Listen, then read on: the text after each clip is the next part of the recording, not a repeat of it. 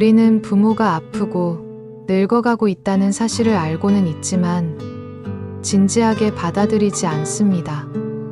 그러나 그 안타까움을 진심으로 마주보는 자식은 얼마나 될까요? 어느 날부터인가 아버지의 걸음이 느려지고 어머니의 손등에 핏줄이 도드라지기 시작했는데도 괜찮겠지. 아직은 아닌 것 같아 하며 그 무게를 외면합니다.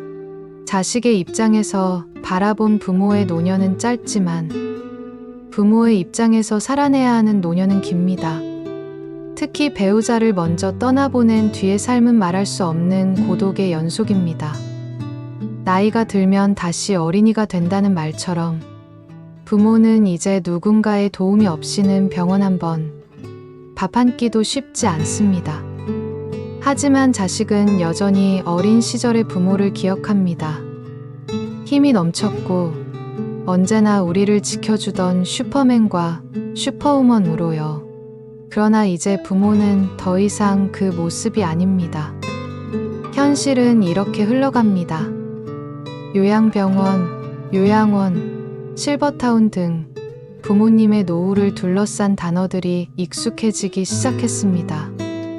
부모의 입원은 자의가 아니라 자식의 사정에 따라 결정되는 경우가 많습니다. 그조차도 죄책감보다는 어쩔 수 없다는 체념 속에서 이루어집니다. 그리고 그 순간부터 우리는 아주 천천히 부모를 삶에서 멀어지게 합니다. 하지만 부모는 단 한 번도 자식을 멀리한 적이 없습니다. 매일 전화를 걸어보는 것, 자주 찾아오지 않아도 서운해하지 않는 것, 그 모든 이해는 사실 기다림입니다. 오늘 이 이야기는 그 기다림에 대해 말하려 합니다. 말하지 않아도 들리는 그들의 이야기, 말없이 자리를 비워준 그 사랑에 대해 이제 그 고요한 목소리를 함께 들어주세요. 부모의 노후는 한 번쯤 깊이 생각해 보아야 할 이야기입니다. 하지만 우리는 너무 바빠, 너무 익숙해져서 그 침묵의 시간을 외면해 왔는지도 모릅니다. 지금부터 전할 이야기들은 소설이 아닙니다. 누군가의 어머니, 누군가의 아버지가 지금 이 순간 실제로 겪고 있는 현실입니다. 그분들은 말이 없습니다. 하지만 그 침묵 안에는 말보다 깊은 외침이 있습니다. 이제 첫 번째 이야기를 시작하겠습니다. 오늘이 내 생일이라더라. 할머니는 아침 일찍 일어나셨다. 요양병원 창밖엔 잔잔한 비가 내리고 있었고 방 안은 어제보다 조금 더 조용했다. 오늘이 몇 월 며칠이냐? 간호사에게 조심스레 묻는 그 음성은 마치 스스로에게 묻는 것처럼 희미했다. 어머님, 오늘 6월 12일이에요. 생신 축하드려요. 간호사는 밝게 웃으며 말했지만 할머니는 잠시 말이 없었다. 그 말 한마디로 마음속 어디선가 오래 잠들어 있던 기억이 움직이기 시작했다. 할머니는 복도 끝 창가로 천천히 걸어갔다. 아무도 없는 의자에 조용히 앉으며 오래된 기억 하나를 떠올렸다. 9년 전엔 막내가 왔었지. 그날은 케이크도 있었고 촛불도 켜고 사진도 찍었는데 내년에도 같이 자르자던 말이 아직도 귓가에 남아있다. 그 후론 아무도 오지 않았다. 오늘은 혹시 올까 싶었다. 혹시 딸이, 혹시 아들이, 혹시 손주가, 혹시 간호사 몰래 꽃이라도 들고 오진 않을까. 기대하지 않으려 했는데 오늘 아침엔 괜히 손톱도 다듬고 머리도 감았다. 내 냄새 싫어할까봐 옷도 새로 챙겨 입었다. 어젯밤에 간병인에게 물어본 옷이었다. 그거 딸이 사준 거라고 예쁜 거라고. 점심시간이 지나고 오후 진료가 끝나고 해가 기울어도 문은 열리지 않았다. 저녁 무렵 간호사가 작은 케이크를 가지고 왔다.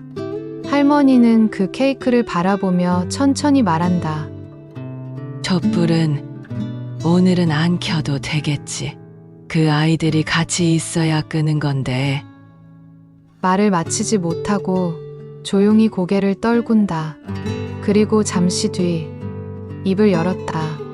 어쩌면 내가 너무 오래 살았나 봐. 작은 웃음이 섞인 말이었지만 그 안엔 수많은 기다림이, 체념이, 그리고 혹시라도 하는 희망이 아직 남아 있었다. 그날 밤 병실의 불이 꺼지고 복도는 다시 조용해졌다. 창가 의자 위엔 한 줌 남은 촛불향이 아직도 머물러 있었다. 생일날 아무도 찾아오지 않았던 그 하루는 우리에게 말합니다. 사랑은 표현되지 않으면 결국 사라진 것처럼 느껴진다는 것을. 그리고 사랑하는 사람들에게조차 짐이 될까봐 스스로 물러나는 사람들이 있다는 걸 우리는 너무 늦게 알게 됩니다. 지금 전해드릴 두 번째 이야기는 존재 자체가 누군가에게 폐가 되진 않을까 하는 두려움 속에 자신의 자리를 조용히 비운 한 할아버지의 이야기입니다. 내가 집에 있으면 식구들이 불편해하잖아. 그 어르신은 그렇게 말하며 병원에 들어오셨습니다. 자발적인 입원이었습니다. 치매 초기 증상이 시작되었고 약간의 기억 혼란이 있었지만 혼자 식사도 가능했고 일상도 유지할 수 있는 상태였습니다. 그럼에도 그는 조용히 요양병원의 문을 두드렸습니다. 누구보다 깔끔한 복장에 접힌 손에는 퇴직 후 몇십 년을 써온 일기장이 들려 있었습니다. 여기선 내가 신경 안 쓰이게 살 수 있으니까. 누구 하나 강요하지 않았지만 그는 자리를 정리해두고 문을 닫고 나왔습니다. 며느리가 퇴근할 때 힘들어 보이는 눈치를 몇 번 봤던 것, 손주가 방에 들어가길 꺼려하는 모습, 밥상 앞에서 아들의 한숨이 짧게 스친 기억이 그를 이곳까지 이끌었습니다. 나 없으면 애들도 편할 거고. 나는 뭐 하루에 밥 한 끼면 되니까. 자신을 위한 입원이 아니었습니다. 남들에게 부담 주고 싶지 않다는 그 한마디가 삶 전체를 접는 선택이 되었습니다. 입소 후 첫 일주일은 무던했습니다. 정해진 시간에 식사하고 복도를 걷고 창가에 앉아 일기를 썼습니다. 그런데 어느 날 여기 몇 시면 면회 오나? 하고 물었습니다. 주말이면 다들 시간 될 텐데. 말끝은 흐려졌습니다. 가족들에게 보고 싶다는 말은 단 한 번도 하지 않았습니다. 바쁜데 괜히 번거롭게 하고 싶지 않다며 웃었지만 그가 매일 일기장 첫 줄에 적던 말은 이랬습니다. 오늘은 올까? 어제는 왜 안 왔을까? 혹시 내가 뭘 더 잘못했을까? 그리고 마지막으로 쓴 문장. 나는 불편하지 않다. 다만 아무도 내 안부를 묻지 않을 뿐이다. 누군가는 이 노인을 혼자 있고 싶어 요양병원에 간 사람이라 기억할 것입니다. 하지만 실은 자신의 존재가 불편이 될까봐 조용히 사라진 사람이었습니다.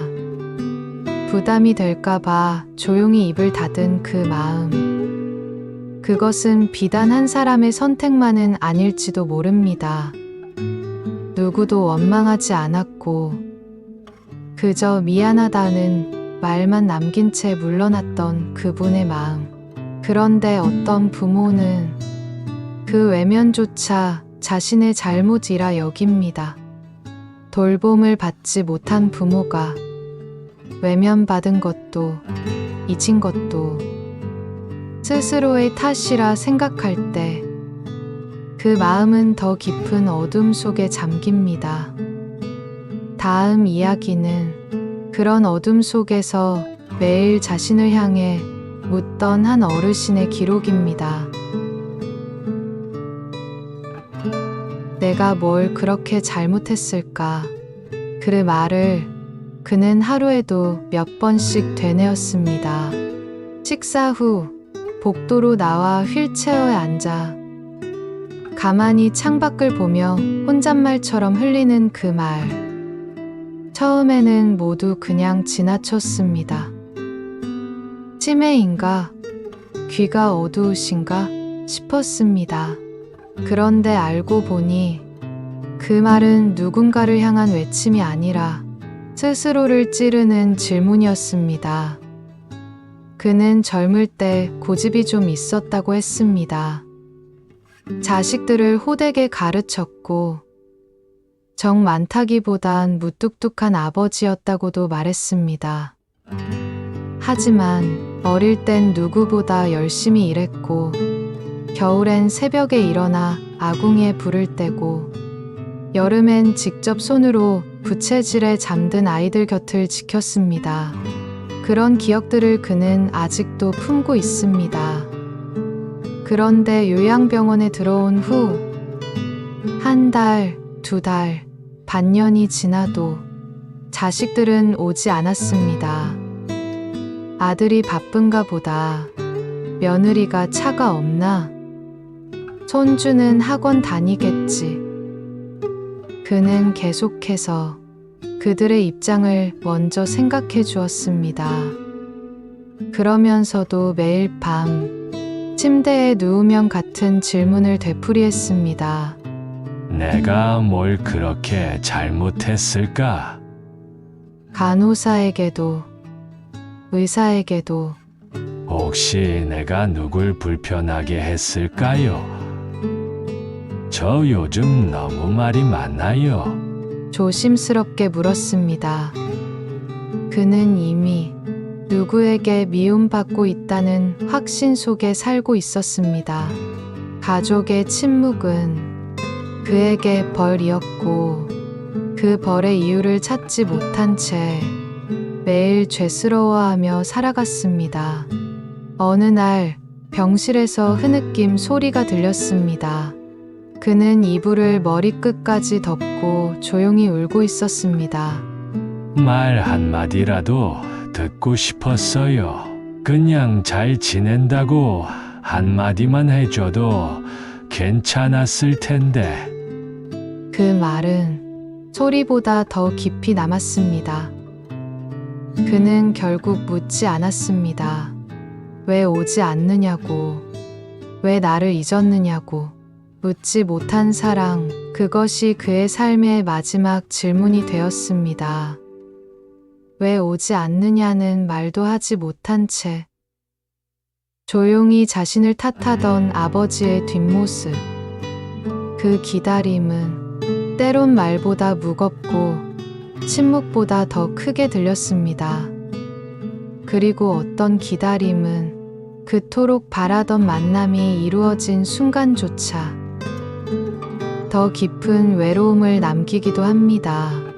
짧은 방문이 남긴 오랜 흔적. 그것은 반가움이 아니라 또다시 긴 이별을 견뎌야 한다는 실감이었는지도 모릅니다. 지금 전할 이야기는 기다림의 끝이 오히려 상처가 되어버린 한 할머니의 기억입니다. 할머니, 저 이제 가볼게요. 손주의 목소리가 복도를 메웠습니다. 양손에 과자와 주스를 들고 작은 발걸음으로 병실로 들어온 그 아이는 1시간 동안 세상을 다 밝히는 것 같았습니다. 할머니는 손주가 들어오는 순간부터 자신도 모르게 자세를 곧게 하고 말투에 웃음을 섞었습니다. 요즘 공부는 잘하니?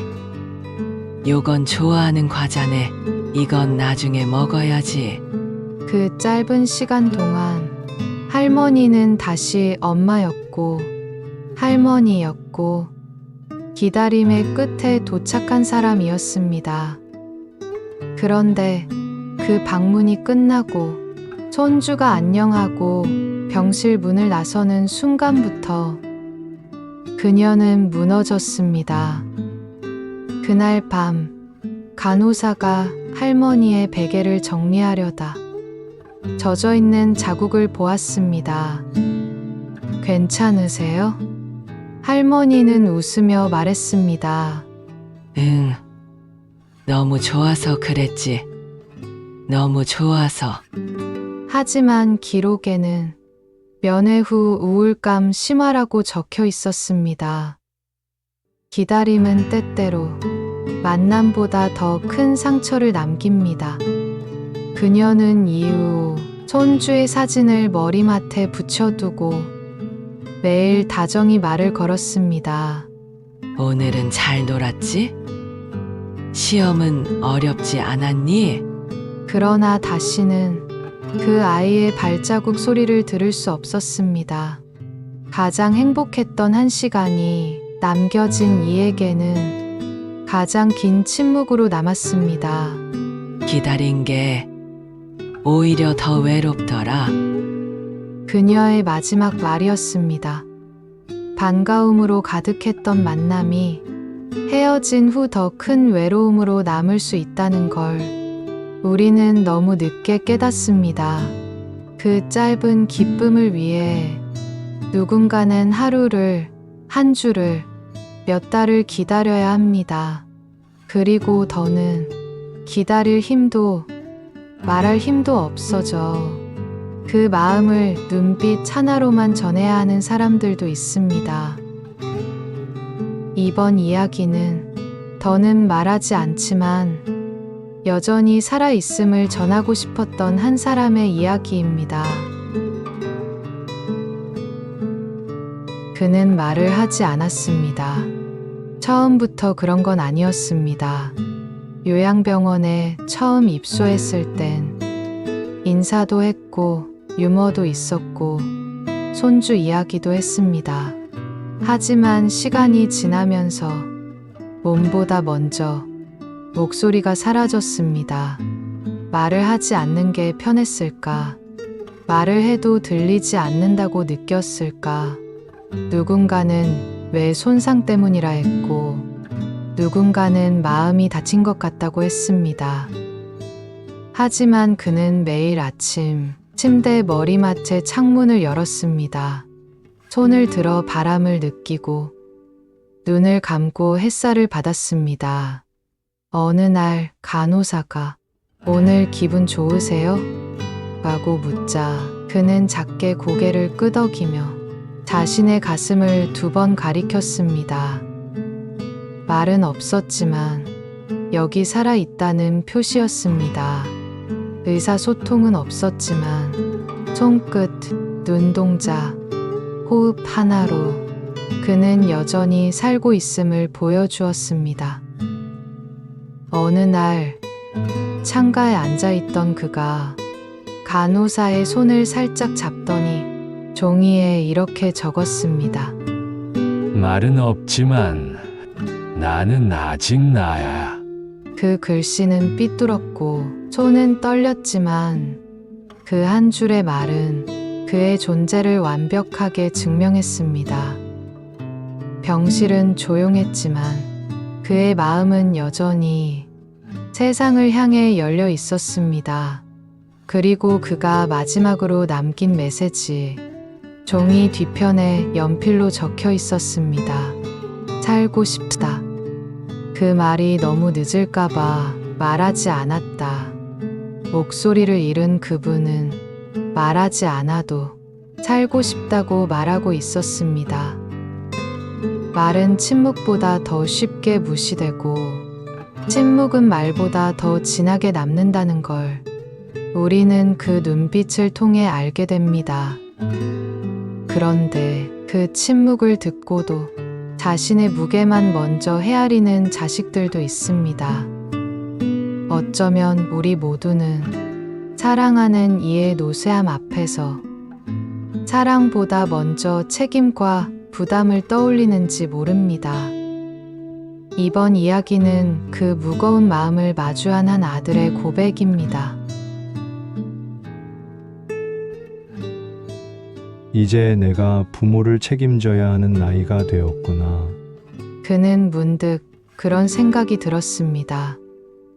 둘째 아이가 초등학교에 들어가고 맞벌이의 육아, 대출 상황까지 숨이 턱 막히던 어느 날, 그날 밤 어머니에게서 전화가 왔습니다. 요즘은 왜 이렇게 안 보이냐? 그냥 목소리라도 듣고 싶어서. 그는 짧게 대답했습니다.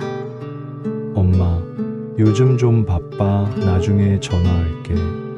그리고 다음 날 회사 회의 도중 어머니가 요양병원에 입원하셨다는 연락을 받았습니다. 갑작스런 입원. 그는 죄책감보다 먼저 이제 이걸 어떻게 감당하지? 라는 생각이 들었습니다. 병원비, 간병비, 정기적인 방문, 그리고 아이들 눈치 보며 빠져나가야 할 시간들. 나는 왜 이렇게 버거운 시기에 또 하나의 책임을 더 짊어지게 되었을까? 하지만 병실에 들어섰을 때 어머니는 그를 보며 환히 웃었습니다. 내가 좀 불편해도 너한테 부담 안 되게 조용히 있으려고 했어. 이 나이에 아프면 나도 미안하더라. 그는 아무 말도 할 수 없었습니다. 무겁게만 느껴지던 책임이 사실은 어머니가 끝까지 감추려던 마음의 무게였다는 걸 그제야 깨달았습니다. 집으로 돌아가는 길, 그는 혼잣말을 했습니다. 부담은 사랑을 감당해야 할 때 느끼는 이름이구나. 그리고 그날 밤 어머니에게 전화를 걸었습니다. 오랜만에 먼저 어머니, 다음 주에는 저희가 갈게요. 같이 식사해요. 오늘 들려드린 6가지 이야기 속에는 참 많은 침묵이 담겨 있었습니다. 말이 없어 더 슬펐고, 말을 삼켜서 더 아팠으며, 말하지 못해 결국 후회로 남은 마음들. 어머니는 아무도 오지 않는 생일에 손톱을 다듬고 머리를 감고 혹시나 하는 마음으로 창가에 앉아 있었습니다.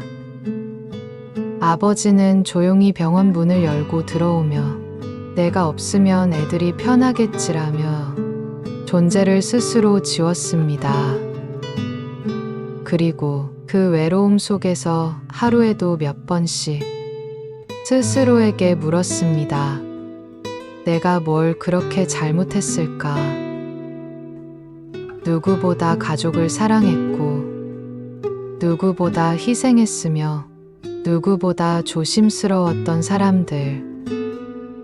그들은 보고 싶다는 말도, 힘들다는 말도 하지 않았습니다. 그저 고개를 끄덕이거나 작은 메모지에 한 글자 한 글자 적어 내려가며 나는 아직 살아있다고 말했습니다. 그 한마디가 그들의 하루였고 전부였습니다. 어떤 이는 오랜만에 찾아온 손주의 손을 잡고 웃었습니다. 하지만 그 웃음 뒤에는 더 깊은 침묵이 찾아왔습니다. 기다린 게 오히려 더 외롭더라. 그 말은 우리 모두가 반드시 가슴에 새겨야 할 이야기입니다. 부모는 그저 바라보고, 그저 기다리고, 그저 이해하려 애쓰지만 우리는 너무 쉽게, 너무 빨리 그 사랑을 부담이라는 말로 바꾸곤 합니다. 나도 힘든데 지금은 여유가 없어. 시간 되면 가야지. 이번 주말엔 꼭 그런 말들이 모여 사랑하는 이들을 고립시켰고 그 침묵을 끝으로 만들어 버렸습니다. 하지만 늦지 않았습니다. 아직 부모님은 그 자리에 계십니다. 전화 한 통이면 충분하고 짧은 인사만으로도 행복하다고 하십니다. 지금의 우리에게 가장 필요한 건 대단한 효도도 완벽한 돌봄도 아닙니다. 단 한 번의 안부, 단 한 번의 방문, 단 한 번의 눈 마주침이 모든 마음을 녹입니다. 오늘 이 이야기를 듣고 단 한 가지라도 실천하신다면 그건 아주 작지만 가장 큰 사랑의 시작이 될 것입니다. 부모는 오늘도 말없이 우리의 하루를 기다리고 계십니다. 이제 늦기 전에 한번 손을 내밀어 주세요. 오늘도 함께여서 고맙습니다.